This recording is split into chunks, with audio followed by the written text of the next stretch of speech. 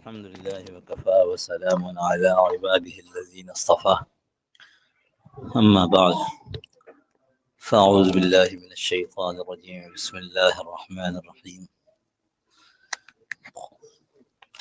قل إن ربي يبسط الرزق لمن يشاء من عباده ويقدر له وما أنفقتم من شيء فهو يخلف وهو خير الرازقين صدق الله مولانا العظيم وصدق رسوله النبي الكريم ونحن على ذلك لمن الشاهدين والشاكرين والحمد لله رب العالمين اللهم صل على سيدنا مولانا محمد النبي الأمي وعلى آله وسلم تسليما كثيرا كثيرا اللهم رب الحل والحرام ورب البيت الحرام ورب الركن والمقام أبلغ لروح سيدنا مولانا محمد منا السلام.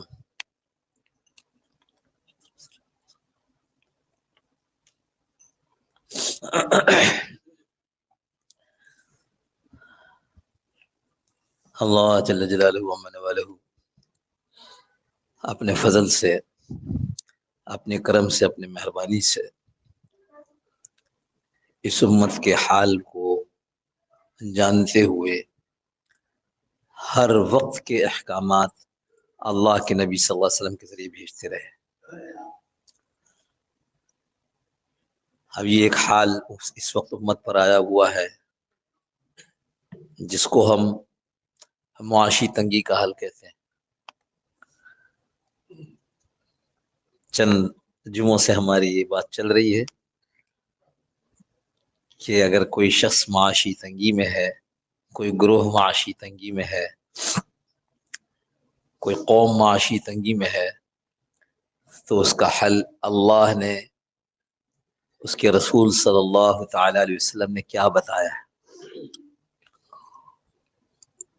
ہم نے آپ سے چند چیزوں کا تذکرہ کر دیا. ایک، استغفار. جو استغفار کرتا ہے اللہ پاک اس کو روزی عطا فرماتے ہیں. تفصیل سے اس پر بات ہو چکی ہے. ایک، تقوی. اپنی زندگی کو ایسے گزارنا کہ اللہ کو ناراض نہ کیا جائے. اس پہ اللہ پاک لوگوں کو رزق عطا فرماتے ہیں، اور یہ بھی فرمایا ایسی جگہ سے رزق عطا فرما دیتے ہیں جہاں سے وہ انسان سوچ بھی نہیں سکتا تھا. اس پر بھی تفصیل سے بات ہو چکی. ان دونوں میں فرق سمجھیے گا. پہلی بات استغفار، وہ گزشتہ گناہوں سے توبہ ہے. آگے تقوی، یہ اپنی اگلی زندگی اچھی طرح گزارنے کی بات ہے. تیسری بات ہم نے عرض کی تھی، عبادت میں انہماک.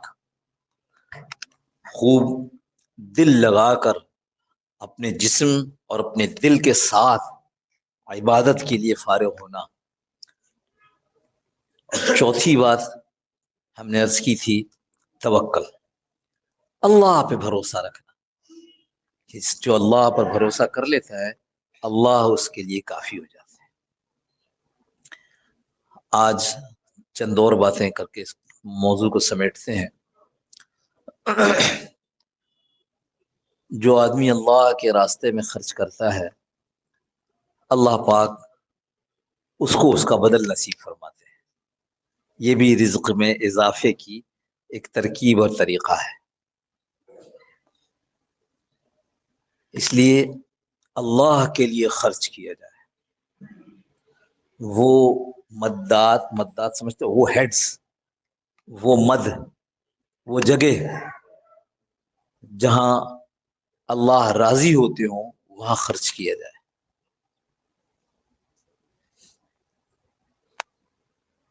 اللہ کے دین کے لیے، اللہ کے بندوں کے لیے، جہاں جس کو یہاں لفظ استعمال کروں گا میں، اللہ کے راستے میں خرچ کیا جائے. کہیں مسجد بن رہی ہے، اپنی استطاعت کے مطابق اس میں حصہ لے لیا جائے. کہیں مدرسہ بن رہا ہے، اللہ کے لیے اس میں حصہ لے لیا جائے. اللہ کے راستے میں سفر کرنے کے لیے وہ خرچ کیا جائے. تو جو اللہ کے راستے میں خرچ کرے گا اللہ پاک اس کی جو خرچ کیا ہے اس کو بڑھائے گا. یہ جو ابھی ہم نے آیت تلاوت کی، قل ان ربی یبسط الرزق لمن یشاء من عباده ویقدر، کہہ دیجئے اللہ پاک ہے لوگوں کے رزق کو کشادہ کر دیتا ہے، بندوں کے رزق کو کشادہ کر دیتا ہے، اور کبھی ان کے رزق کو کم کر دیتا ہے، ناپ تول کر دے رہا ہوتا ہے. وما انفقتم من شیء فهو یخلف، اور جو کچھ آپ خرچ کرتے ہیں اللہ کے راستے میں، جو کچھ آپ خرچ کرتے ہیں فهو یخلف، اللہ اس کا عوض آپ کو دے گا، اللہ اس کا بدل دے گا.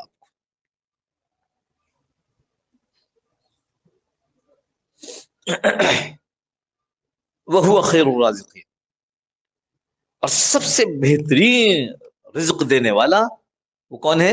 اللہ. وهو خیر الرازقین. اللہ آخر میں، حالانکہ ہمارا ایمان ہے، لیکن اللہ ان باتوں کے بعد ہمیں دوبارہ اطمینان دلانے کے لیے یہ کہہ دے سب سے بہترین رزق دینے والے تو ہم ہیں، لہذا ہم جو کہہ رہے ہیں اس کو مان لو.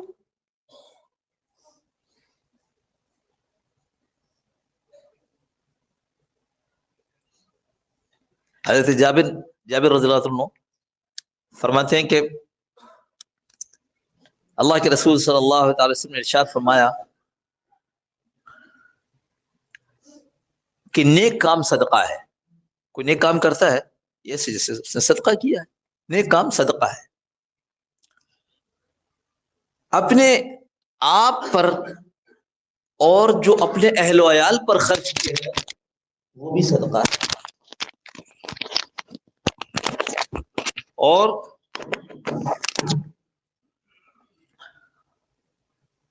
اللہ کے حکم کے مطابق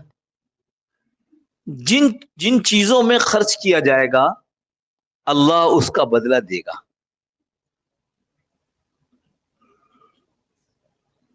لیکن دو چیزوں میں آگے منع فرمایا. ہاں ایک بات اور فرمائی، وہ یہ فرمائی کہ اپنی آبرو بچانے کے لیے، اپنی عزت بچانے کے لیے جو خرچ کرے گا وہ بھی صدقہ ہے.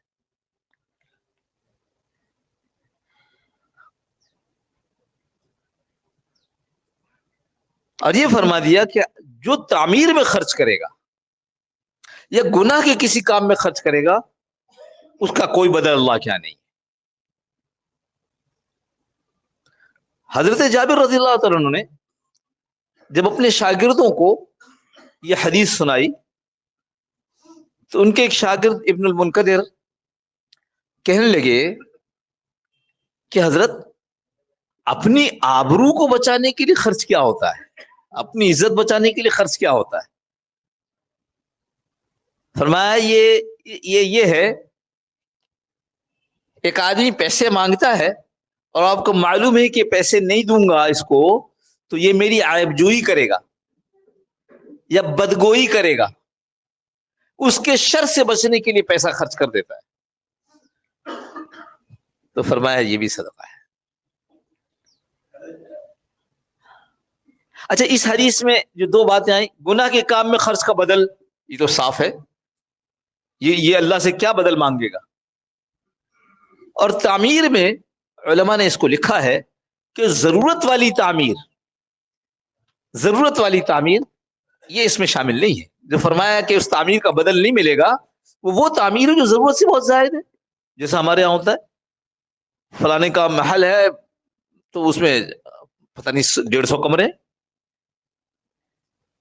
اور جانے اپنے گھروں کے اندر کون کون سے ڈیزائن اور کون کون سی چیزیں ایسی بنائی جاتی ہیں جن کی کوئی ضرورت نہیں ہے اور اس پر لاکھوں اور کروڑوں خرچ کیا جاتا ہے. گھر کے باہر کی دیوار کی تزئین و آرائش پر، تزئین و آرائش کی بات کر رہا ہوں، مضبوطی کی بات نہیں کر رہا ہوں. اور یہ بھی نہیں کہ دیکھنے سے لگے کہ کوئی یتیم خانہ ہے، جیسے معروف جیسے طریقہ ہے اس زمانے کا اس زمانے کی طرح بنایا. سو اس واسطے خرچ جو کرے گا اللہ کے لیے اللہ پاک اس کا بدل اس کو نصیب فرمائیں گے. الشیطان یعدکم الفقر ویأمرکم بالفحشاء، شیطان یہ تمہیں خرچ سے ڈرائے گا کہ تم جو زیادہ خرچ کرتے ہو اس سے تم فاقے میں آ جاؤ گے. اللہ یہ کہہ رہے ہیں کہ ہم اس کا بدلہ دیں گے اس کو. تو اس واسطے زندگی ایسی ہو کہ آدمی اللہ کے راستے میں خرچ کر رہا ہو. ایسے ہی دین کے طالب علموں پر خرچ کرنا، اللہ اس کی وجہ سے بھی روزی دیتے ہیں. دو بھائی تھے اللہ کے نبی صلی اللہ علیہ وسلم کے زمانے میں. ایک بھائی حضور صلی اللہ علیہ وسلم کی خدمت میں دین سیکھنے کے لیے ہر وقت حاضر رہتے. دوسرے بھائی کمائی کرتے. ایک دن کمائی کرنے والے بھائی نے حضور صلی اللہ تعالی علیہ وسلم سے یہ عرض کیا کہ اللہ کے رسول صلی اللہ تعالی علیہ وسلم، یہ جو میرا بھائی ہے یہ میرے کام میں ہاتھ نہیں بٹاتا، اس لیے نہیں کہ سست ہے، اس لیے نہیں کہ کاہل ہے کام نہیں کرنا چاہتا، یا اس لیے نہیں کہ اپنے وقت کو آوارہ گردی میں ضائع کرتا ہے، اس لیے کہ یہ آپ کے پاس آ کے بیٹھا رہتا ہے دین سیکھنے کے لیے. اللہ کے نبی صلی اللہ علیہ وسلم نے ارشاد فرمایا ان لوگوں کی برکت سے تمہیں رزق دیا جاتا ہے. تو جو دین کے طالب علم ہیں ان پر جو خرچ کرے گا اللہ اس کو بھی دیں گے. کس کی برکت سے دیں گے؟ کہ اس نے ان لوگوں پر خرچ کیا جو اللہ کا دین سیکھ رہے تھے. ان کے پاس اس کا وقت نہیں تھا کہ وہ کمائی کرتے، وہ لولے لنگڑے نہیں تھے، وہ اندھے نہیں تھے، بہرے نہیں تھے، وہ طاقت والے تھے، وہ چاہتے تو جا کر کمائی کرتے، لیکن انہوں نے اللہ کے دین سیکھنے کو اس پر ترجیح دی. میں پھر کہوں سستی کی وجہ سے نہیں بلکہ دین میں لگنے کی وجہ سے. ایسے ہی اللہ کے نبی صلی اللہ علیہ وسلم نے ارشاد فرمایا جو یہ چاہتا ہے کہ اس کے رزق میں وسعت ہو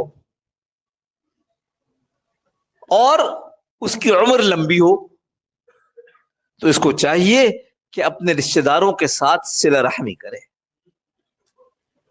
اب یہ بات اکانومکس کے کسی قانون کے حوالے سے نہیں ہو رہی ہے کہ کسی ماہر معاشیات نے، ماہر اقتصادیات نے کوئی فارمولہ بتایا ہو. نہ، ہم تو اس کی بات نقل کر رہے ہیں جس کے قبضے میں ساری دنیا کے خزانے ہیں اور جس کی قوت اور طاقت ایسی ہے کہ جس کو چاہے اپنے خزانے میں سے دے اور جس کو چاہے اپنے خزانے میں سے روک لے، بلکہ جو کچھ دے رکھا ہے اس کو بھی چھین لے. ہاں میں پھر کہوں ہم کوئی اکانومکس کا کوئی لا بیان نہیں کر رہے، بالکل نہیں. ہم تو بات کر رہے ہیں اللہ نے اپنے بندوں سے کیا کہا ہے، اللہ کے نبی صلی اللہ تعالی وسلم نے ہم پر کیا نقل کیا ہے. جو آدمی یہ چاہے کہ اس کا رزق وسیع ہو، اگر دنیا میں پھر جاؤ تو لوگ کہیں گے ایک کارخانے سے 2 کارخانہ بن جائے، لوگ کہیں گے ایک دکان سے 2 دکان ہو جائے، لوگ کہیں گے مالی اعتبار سے تمہاری ترقی اتنی ہو کہ تمہاری تنخواہ ڈبل ہو جائے. اللہ کے نبی صلی اللہ علیہ وسلم نے یہ سب نہیں فرمایا، سیدھی بات فرمائی. وہ ساتھ رزق چاہتے ہو تو اس کا فارمولہ اللہ کے ہاں، اس کے رسول کے ہاں یہ ہے کہ اپنے رشتہ داروں کے ساتھ صلہ رحمی کرو. اور پھر یہ بھی فرمایا ایک موقع پر کہ صلہ رحمی کیا ہے. کسی نے آگے کہا کہ میں تو لوگوں کے ساتھ، اپنے رشتہ داروں کے ساتھ بہت اچھا کرتا ہوں، پر رشتہ دار جو ہے میرے ساتھ اچھا نہیں کرتے، پھر میں کیا کروں؟ اللہ کے نبی صلی اللہ علیہ وسلم نے کیسا کھول کھول کر سمجھایا ہے دین کو. اگر وہ تمہارے ساتھ اچھا کرے اور بدلے میں تم بھی ان کے ساتھ اچھا کرو تو یہ معاملہ تو برابر سرابر کا ہو گیا، صلہ رحمی نہیں ہوئی. صلہ رحمی یہ ہے کہ وہ تمہارے ساتھ اچھا نہیں کرتے، تم ان کے ساتھ اچھا کرتے رہو. کتنا کھول کر بتایا. یہی شبہ ہمارے دل میں یہ آتا ہے نا. اس پر علماء نے ایک بات لکھی ہے، وہ یہ کہ اگر رشتہ داروں میں سے کوئی ایسا ہو جو اس کو ناقابل بیان، ناقابل برداشت نقصان پہنچاتا ہو تو اس کا فقہا سے مشورہ کر لے.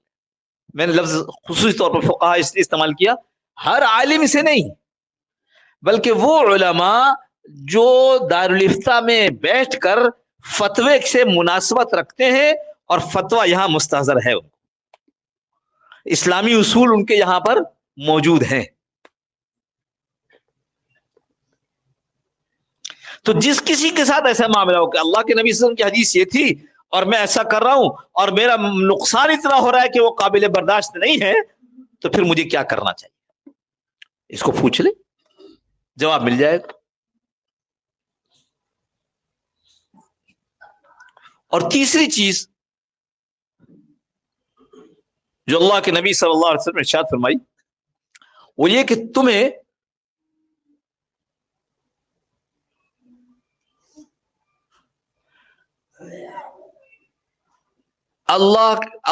تمہیں روزی اللہ کی طرف سے رزق،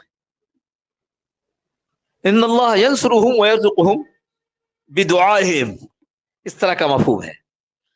یہ جو کمزور لوگ ہیں جن کی تم مدد کرتے ہو، ان کمزور لوگوں کی مدد کی وجہ سے اللہ پاک تمہیں رزق دیتے ہیں اور تمہاری مدد کرتے ہیں. یہ ساری چیزیں وہ ہیں جو ہمارے ساتھ پیش آ رہی ہیں، لیکن ہم چونکہ دینی علم کی طرف متوجہ نہیں ہوئے تھے، چونکہ دینی ماحول میں نہیں بیٹھے، تو اس لیے ہم پریشان ہیں. اچھا، جو دین کا علم تھوڑا رکھ لیا، کوئی علماء کے پاس بیٹھ گیا، اس نے باتیں سن لی، اب وہ پریشان اس لیے ہے کہ اس کو اس کا یقین نہیں ہے. اس کا یقین ہے تنخواہ بڑھے گی تو میرے خرچ پورے ہونے لگیں گے، لیکن اس کا یقین نہیں ہے کہ کسی ضرورت مند کی مدد کر دوں گا، کسی کمزور آدمی کی مدد کر دوں گا تو اللہ مجھے اس پر پالیں گے. اس کا یقین نہیں ہے. یہ دو چیزیں ہمیں انفرادی طور پر اور اجتماعی طور پر بس دنیا میں ذلت کے گڑھے میں گرا چکے، گرنا نہیں ہے، گرا چکے. ہر روز بھد اڑ رہی ہے. کن کی؟ مسلمان، یہ اسلام والے لوگ ہیں، اسلام والے لوگ ہیں. ذرا ان کی ذرا کیفیت تو دیکھو کس طرح کی زندگی ہے. نہ ان کے پاس دین ہے اور نہ ان کے پاس دنیا ہے. اللہ ہم سب کی حفاظت فرمائے اور اس کو سمجھا دے اور سکھا دے. ہاں، ہمارا مسئلہ خدا نہ خواستہ ایسا نہیں ہے کہ جس کے لیے ہمیں کہیں روس، امریکہ، چین سے مدد لینی پڑے. ہمارا مسئلہ تو یہ ہے کہ جو ہماری مدد کے لیے تیار بیٹھا ہے اس کو ناراض کر بیٹھے، اور راضی کرنے کا بھی کوئی ارادہ نہیں ہے. راضی کرنے کا کوئی ارادہ نہیں ہے. کس کی زندگی میں تبدیلی ہے مجھے بتاؤ، اور چھوڑو کسی کو، ہماری اپنی زندگی میں کتنی تبدیلی ہے. یہ چلو چھوڑو، ابھی تبدیلی نہیں ہوئی، لیکن میں نے ارادہ کیا ہے کہ میں اپنی زندگی تبدیل کر لوں گا. کتنے ایسے ہیں؟ دوستو یاد رکھو، جو چیز جہاں سے ملتی ہے وہیں سے ملے گی. اللہ کے بندے ہیں، اللہ سے مانگیں گے، اللہ دے گا. ہم کو کسی نے عجیب بات کہی کہ ہم کو کس نے پیدا کیا؟ امریکہ نے. تو مانگو امریکہ سے. روس، چین نے پیدا کیا ہم کو، تو مانگو ان سے. ارے جس نے پیدا کیا ہے اور جس نے سارے وسائل اپنے ہاتھ میں رکھے ہیں، اس سے کوئی دشمنی کرنا ہے؟ عقل مندی ہے؟ اب روزانہ یہ سن رہے جی اب آپ سود ختم کر دیں گے، آپ سود ختم کر دیں گے. ڈر کیا لگا ہوا ہے؟ ڈر یہ لگا ہوا ہے کہ سود کو بلا سود کے نام پر جائز نہ کر دیں. ایک دفعہ پہلے بھی کر چکے نا، P L S account, profit and loss. اب خود اس پر پڑے ہوئے کہ ہاں یہ جائز نہیں تھا، نام بدلا تھا. ڈر یہ ہے کہ اللہ سے دوستی نہیں کریں بلکہ اللہ سے منافقت کریں، کہ دیکھیے اب ہم سود کا کاروبار نہیں کر رہے، اب تو ہم یہ کر رہے ہیں. کیا ہوا؟ تو جی اس کا نام ہم نے سود کے بجائے نفع رکھ دیا ہے. اللہ پاک حفاظت فرمائے. ڈر لگتا ہے کیونکہ زندگیاں تو بدلی نہیں ہیں، نیتیں تو کی نہیں ہیں، جانے اس پر کیسے تیار ہو رہے ہیں. اللہ کرے اللہ سے دعا بھی کرتے ہیں کہ اللہ ان کو، جو ہمارے بڑے ہیں، ان کو اس کی ہمت دے، طاقت دے، سمجھ دے کہ یہ سودی نظام اور کاروبار کو ختم کرے. لیکن خوف یہ ہے کہ چونکہ ان کی زندگیوں میں یہ دین اس طرح ہے نہیں، تو کہیں ایسا نہ کر دے کہ سود ہی کو کوئی نیا نام دے کر ہم پر ٹھوس دے. اللہ ہماری، آپ کی اور ساری امت کی، ساری انسانیت کی حفاظت فرمائے. اچھا ابھی وقت ہے. میں یہ بار بار عرض کرتا ہوں کہ اس کی ہمت اور طاقت ہمیشہ یاد رکھیے ماحول سے آتی ہے. یہ جو ہم پورے ایک ہفتے کے اندر 20 منٹ کی بات میری ہوتی ہے نماز سے پہلے، اور تقریباً 15 منٹ کی بات نماز کے بعد ہوتی ہے، جو مجلس ذکر جو ہوتی ہے اس میں دونوں ایک ہی. آج بھی جو میں بات کروں گا انشاءاللہ امید اللہ کی ذات سے جو ابھی بات کی ہے اسی کے حوالے سے کوئی بات ہوگی اور مزید. یہ پورا ہفتہ ہم بے دینی کے ماحول میں گزارتے ہوں اور اس 20 منٹ میں سوچے کہ ہماری زندگی کی کایا پلٹ جائے گی، یہ ممکن نہیں. ہم بار بار کہتے ہیں اس کو، اس ممبر سے کتنی دفعہ کہا ہے کہ بھائی اپنے آپ کو دینی ماحول میں بیٹھنے کا پابند کیجیے.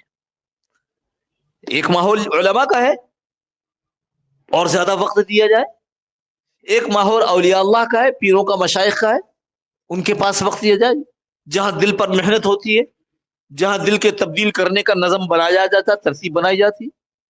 اور ایک ماحول اہل دعوت کا ہے، اہل تبلیغ کا ہے، ان کے ساتھ اوقات کو لگایا جائے. اچھا یاد بھی آ گیا، اگلے ہفتہ الحمدللہ کراچی میں اجتماع ہے، 9 تاریخ کی شام سے شروع ہوگا، 10 11 12 کو دعا ہو جائے گی. اپنے شہر کے اندر، کہیں دور جانا بھی نہیں. تو اہتمام کے ساتھ اس کو ہلکا نہ سمجھیں، ہلکا نہ سمجھیں. حدیث کا مفہوم عرض کر دوں، تم لوگ امر بالمعروف اور نہی عن المنکر کرتے رہو، لوگوں کو نیکی کی طرف بلاتے رہو، برائی سے روکنے کی کوشش کرتے رہو. تم لوگ امر بالمعروف نہی عن المنکر کرتے رہو، اگر یہ چھوڑ دو گے تو یہ مفہوم عرض کر رہا ہوں، تو ایسا وقت آ جائے گا کہ تمہارے بڑے دعا کریں گے اور میں ان کی دعا قبول نہیں کروں گا. تو یہ ایک چانس، ایک موقع ہے. پوری طرح نہیں لگ سکے بھائی، تھوڑا تھوڑا. جیسے کراچی کا اجتماع 3 دن کا، 3 دن میں تو کسی نے کوئی نقصان ایسا اٹھایا نہیں. وہ 3 دن بھی چھٹی کے، جمعہ ہفتہ اتوار ایک آدھی چھٹی ہے، باقی 2 چھٹیاں. تو اس کے لیے بھی کوشش کریں گے نا انشاءاللہ. وآخر دعوانا الحمدللہ رب العالمین. پہلے اذان ہوگی.